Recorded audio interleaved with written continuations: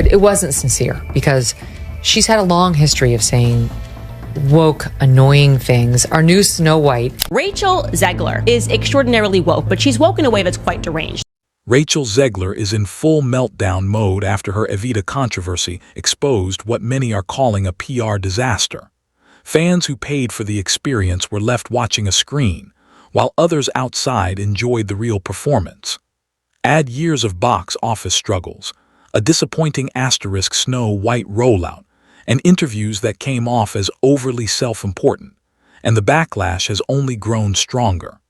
Headline after headline demonstrating the horrible reputation that she has made for herself because she just can't seem to keep her own thoughts in her brain.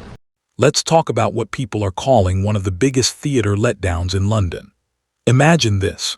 You're sitting inside the historic London Palladium, ticket in hand, after paying around £500 for a live performance of Evita starring Rachel Zegler. You're expecting a full theatrical experience. Lights, emotion, a powerful live performance. But instead, you're watching it unfold on a massive screen, like a glorified broadcast. Meanwhile, instead of performing directly for the paying audience, she appears on a balcony, delivering "Don't Cry for Me, Argentina" to a crowd outside for free. Naturally, that contrast didn't sit well with many fans, and the backlash has been intense. You had paying customers were waiting to see her on stage, and she took off and headed to a balcony where she could belt out Evita's hit song, "Don't Cry for Me, Argentina," live for free to strangers on the street.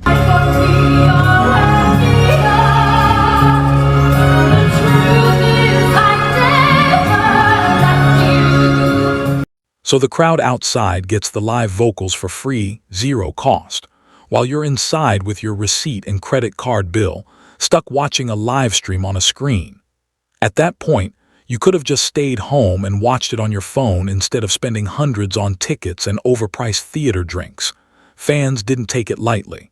People were loudly demanding refunds, and the tension inside kept rising. From the outside, it probably looked like total chaos. But inside, it was just frustration over an experience that didn't match expectations. For many, the whole situation felt like a major PR misstep that quickly turned into a full-blown backlash. Snow White, the film that bombed so hard that it only brought in $50 a screen over Mother's Day weekend, is now somehow the #1 streaming hit on Disney+. And before you ask, you're going to say, how did this happen? And at this point, it doesn't even feel surprising anymore. For many critics, it's just another chapter in Rachel Zegler's ongoing streak of controversies, honestly. Some people are even joking that the next step would be something like a Zegler land, a place where expectations are high, but the reality ends up being something completely different. So in the end, it's really not about talent. It's about watching someone who thought they were above it all finally get humbled. And as far as Hollywood drama goes, this is the sort that not a lot of people can look away from. Let's zoom out for a second. Rachel Zegler has only been in the industry for a few years, yet she's already become one of the most talked about names, for both success and controversy. Some critics argue that her career has been a mix of big opportunities and equally big challenges. There's been a lot of debate around her box office track record, with a few projects not performing as expected. That's led to strong opinions online, with some calling it a rough streak rather than a stable rise. At this point, the conversation around her isn't just about performances. It's about public perception, choices, and how quickly things can shift in the spotlight. And if you disagree with this sentiment, just hit the unfollow button. I don't need your business. Babe, what business do you mean? As in the films that you act in? Like the one that failed at the box office a couple months later, spectacularly? Is that the business you mean? And it's not just about a few underperforming projects. Critics say some of these films had massive budgets behind them, which raised the stakes even higher when results didn't meet expectations. It all began with West Side Story, where Rachel Zegler played Maria and even earned a Golden Globe Award.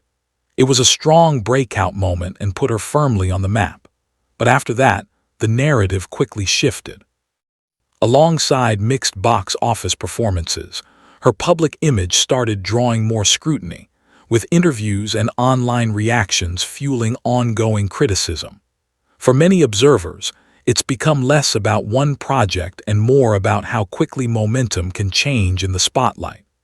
Anyway, although I've seen lots of speculation that she's been blacklisted from Hollywood for the time being, Zegler is currently being considered for the role of Maria in the Sound of Music stage production, and I just have to wonder why on earth anyone hasn't learned anything from her previous experiences.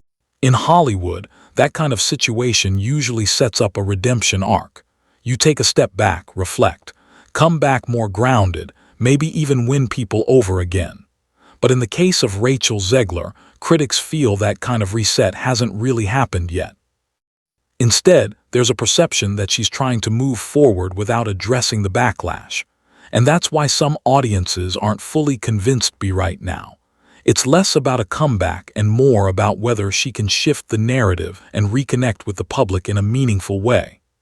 She's very good at alienating not only her viewers, but just viewers in general with everything that she says and every social media post she makes. Now let's talk about the one that really stirred the biggest reaction, Snow White.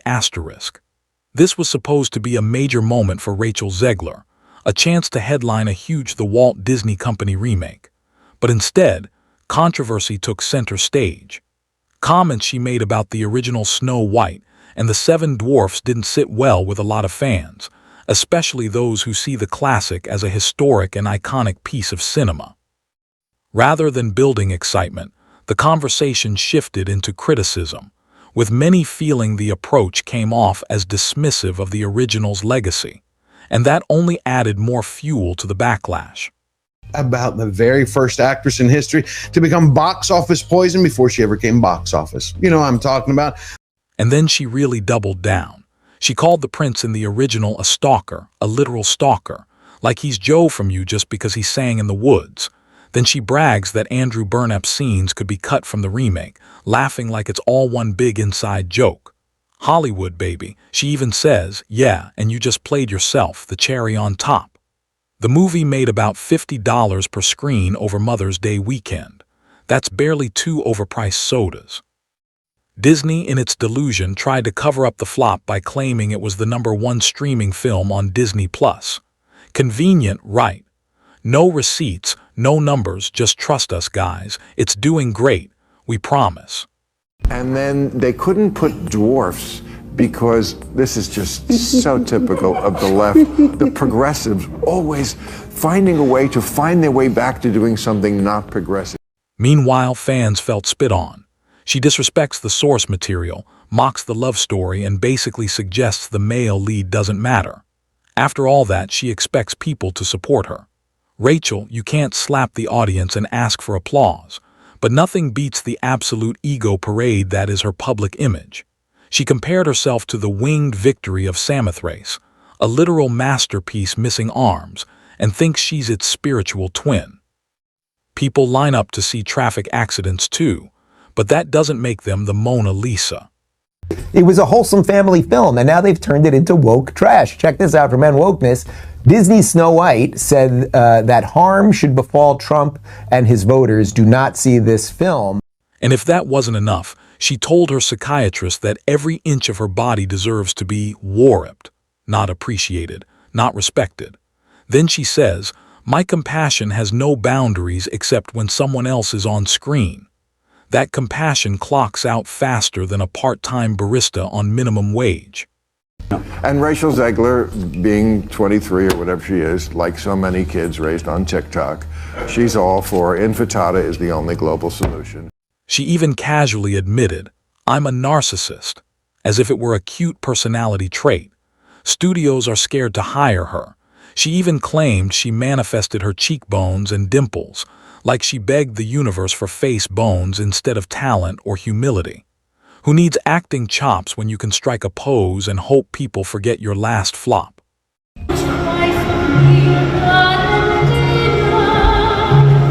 An iconic song, yes, but it's the balcony grabbing all the attention. 5 years in, 5 flops deep, and a crowd chanting refunds, Rachel thinks fans are disposable props. Remember Chili's bathroom story on Jimmy Kimmel? A fan sings one line of Maria and she claims it ruined her entire night. Most celebrities would kill to have fans hum one note. She acts like she was personally victimized. I think there will be people who are disappointed that she hasn't sung it live in the theatre, but I think it's going to be greatly outweighed by the theatricality of using film in that way. Then she whines about pretending to love fans at the Snow White ride in Disneyland. Standing for photos with people who care about your career is cruel punishment. These are fans who paid for your movies. The least you could do is fake a smile without acting like it's the worst thing ever. No one on the right side of America can stand the star of this movie. Outside the Palladium, she lectures fans while campaigning for trendy causes, ending with a passive-aggressive, "That's enough now, I'm afraid." Nothing screams gratitude like cutting off the people supporting you. It's the same pattern.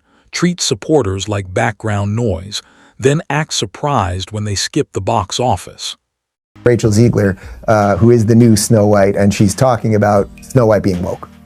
Can you tell us a little bit about your version of Snow White? Yeah, I mean, Snow White is the girl you remember, but she's definitely made for the modern age, and there's such an emphasis on what it really means to be the fairest of them all. And speaking of alienating everyone, let's talk politics. In the 2024 election, she posted, "Vote for Kamala Harris. It's non-negotiable, don't like it, unfollow." Then when Trump won, she posted, "F Donald Trump and May Trump supporters and Trump himself never know peace." She later walked it back, but the internet doesn't forget. These posts will haunt her career longer than Snow White haunts Disney's accountants. For a very long time, it seems that nobody has quite captured the public's disdain like our girl, Rachel Zegler. The damage had been done. She posted about Free Palestine while promoting Snow White, throwing Disney and Spielberg's camp into panic. In a June 2025 interview, she proudly declared she tells the truth no matter the cost, even if it ruins her career. Self-awareness? None. Martyrdom? Plenty. What I mean by that is she has to say them. Rather than staying in her little skull, she has to spit them out into the world. In an interview published in late June 2025 with ID magazine, Zegler basically said that she views her platform as a responsibility to tell the truth. At the 2022 Oscars, she wasn't nominated, busy filming Snow White. So she complains on social media about not being invited. The entitlement is mind-blowing. A 20-something newcomer demanding red carpet treatment just for existing. She expressed on social media that she wasn't invited to the Oscars that year as the star of the Best Picture nominee West Side Story, a film that was interestingly distributed by Disney. The reason she wasn't invited appeared to revolve around the fact that this took place during the pandemic nonsense, and we know how Hollywood is. After a Twitter campaign, she gets in as a presenter, not a nominee, and jokes about not being invited. Instead of proving a point, she confirms why people roll their eyes at her name. Growing up in Australia, I never thought that I would stand on this stage. And I never thought that I would be here 6 days ago. Hollywood studios watch this circus and see someone untrainable in media. Zero filter, 0 sense, 100% success at igniting backlash. Every interview, post, or comment is another grenade tossed at her career. Question here is, why is Rachel Zegler's downfall so satisfying to so many people? It's not just about her talent, or lack thereof, depending on who you ask. It's about the fact that she has consistently and routinely, for years, rubbed people the wrong way with her comments. The Evita heist deserves its own disaster category. Andrew Lloyd Webber's team staged a balcony broadcast of Rachel singing while paying audience members watched on screen. Premium ticket holders reduced to props, freeloaders outside get a live show. Half-empty house, packed street, optics nightmare. I would imagine to some viewers. Rachel Zegler is still so young, she's 24, and many of the dumb comments that she made were when she was even younger. So there is a part of me that's like, okay, I mean, we're not talking about some 40-year-old person here. This is a fetus. We are discussing a fetus. People demanded refunds and called it a sham. Rachel cries on stage after a standing ovation. Critics call it fake, defenders call it human. Either way, she loses. When your reputation is circling the drain, every move looks like PR. And then they couldn't put dwarfs because this is just so typical of the left. The progressives always finding a way to find their way back to doing something not progressive. Rachel can turn neutral situations into disasters. Fan encounters, Disneyland photo ops, talking politics. On stage, balcony drama, streaming screens, paying customers wondering if they were conned. That at every premiere and everything I do, people will wait in line to see. You heard that right. Zegler not only believes that she's a priceless work of art, she thinks she's sacred, and she doesn't just shout that into the mirror. She consistently alienates everyone. Fans feel dismissed, studios nervous, co-stars unsure. Yet she plows forward like a misunderstood genius. No, Rachel, the world isn't wrong. People are tired of being treated like ATMs. Her life is so bad. I truly do believe that. There's something wrong with her. She's disturbed, she's unhappy, and she thinks it's about feminism and the patriarchy and about abortion. Rachel talks about light and positivity, but her version looks like a scorched earth PR strategy. She claims duty to speak politically, shouting never no peace at Trump supporters. Not light, it's a flamethrower. Studios hate this unpredictability. That comes from her interviews and social media posts, like when she complained about not getting an invite to the Oscars in 2022, even though she was filming for Snow White and she wasn't even nominated. The internet has receipts. Trump stalker Prince bragging about cutting scenes, fake spiritual awakenings. Fans aren't buying the positive narrative, it's ego insulation. Platform responsibility isn't activism, it's career suicide in Instagram captions. Anyway, in one clip, she calls the Sharks, the rival gang of the Jets in this new version of West Side Story, a rainbow of the Latino community, and then struggles to name what constitutes Latino diversity. While playing the misunderstood truth-teller, rumors emerge. Rachel is circling Maria in The Sound of Music. No one learned from Snow White or the Evita disaster. Internet reaction, pure disbelief. Comparisons to Julie Andrews are brutal. Rachel thinks applause is her birthright.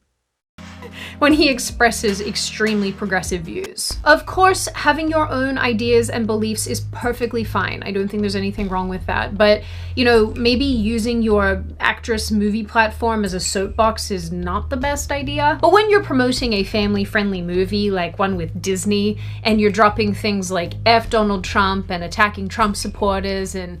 Die-hard fans will clap, but most won't buy her as Maria after she publicly trashed classic stories. Casting her now is like hearing someone who hates ice cream to run Baskin-Robbins. It doesn't work. Just thinking out loud, acting like people supporting you is a chore is probably not a good look. Like, even if you think this, maybe don't admit to it publicly. Just keep those opinions to yourself. Disney's gaslight gatekeep girl boss strategy backfired. They rank their own films, claim hits without evidence, and audiences roll their eyes. Rachel doesn't care about fan trust, she wants studio validation. The result? Studios scorched, fans salty, media dragging, and she doubles down every time. It's like she's been sowing the seeds of her own downfall one interview at a time. Watching her is strangely satisfying. Every time it looks like she might turn things around, she opens her mouth and burns it all down. Spitting on source material, mocking fans, politicizing family films, and crowning herself a martyr. Audacity at its finest. But she seems to think, at least in the way that she behaves, that she's entitled to the fame she has. Instead of being grateful for her audience and wanting to show appreciation for the opportunity so few people get, she turns around and wags her finger at them through socio-political preaching. Hollywood loves redemption arcs, but humility is the price of admission. Rachel has everything, cheekbones, dimples, balcony drama, except humility. Studios aren't lining up. It's about trust, and she burned through it faster than Snow White burned Disney's marketing budget. Just hit the unfollow button. I don't need your business. Babe, what business do you mean? Now she's banking on the sound of music as a reset, but no one's convinced. Julie Andrews would sigh in disappointment. Disney can polish her image, but audiences aren't buying it. Double down with politics and self-congratulation. Chaos. Every stage, interview, and post, fire to whatever goodwill remains. Hollywood waits for her to grow up, fans enjoy the spectacle. Her downfall is unfiltered, unpredictable, and weirdly entertaining. And that's a wrap.